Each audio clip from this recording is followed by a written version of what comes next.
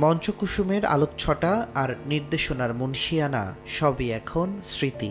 10 দিন আইসিইউতে যুদ্ধের পর থামল বাংলা নাটকের এই দিকপালের জীবনযাত্রা। সোমবার রাত 11টা 50 মিনিটে রাজধানীর একটি বেসরকারি হাসপাতালে শেষ নিঃশ্বাস ত্যাগ করেন মঞ্চসারথী আতাউর রহমান। 21 পদক ও স্বাধীনতা পদক প্রাপ্ত গুণী এই নাট্য ব্যক্তিত্বের মৃত্যুতে সাংস্কৃতিক অঙ্গনে নেমে এসেছে শোকের ছায়া। বাংলা নাটকের বাকবদলে যার অবদান অবিস্মরণীয়, সেই আতাউর রহমান চলে গেলেও তার সৃষ্টি আর কর্ম যুগ যুগ ধরে পথ দেখাবে নতুন প্রজন্মের নাট্যকর্মীদের।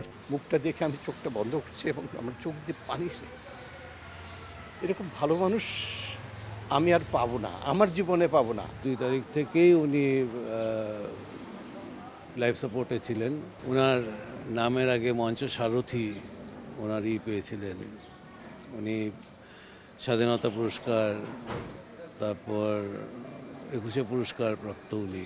বার্ধক্যজনিত নানা রোগে আক্রান্ত হয়ে লাইফ সাপোর্টে থাকা অবস্থায় মারা যান আতাউর রহমান। মঙ্গলবার বাদ জোহর মগবাজারের ইস্পাহানি সেঞ্চুরি আর্কেডে মরহুমের নিজ বাসভবনের সামনে খোলা মাঠে প্রথম জানাজা হবে। এরপর সর্বস্তরের মানুষের শ্রদ্ধা নিবেদনের জন্য তার মরদেহ নেওয়া হবে কেন্দ্রীয় শহীদ মিনারে।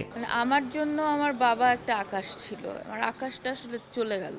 আমার দাদির যে কবর আছে বনানী গোরস্থানে, তার ওখানেই তাকে দাফন করা হবে। একটা কবিতার লাইন তার কাছে মনে ছিল জীবনের সবচেয়ে বড় প্রাপ্তি, সেগুলো তার কবরে দিতে বলেছিলেন। শ্রদ্ধা নিবেদন শেষে আতাউর রহমানকে দাফন করা হবে বনানী কবরস্থানে। তুষার আহমেদ ইমন, সময় সংবাদ, ঢাকা।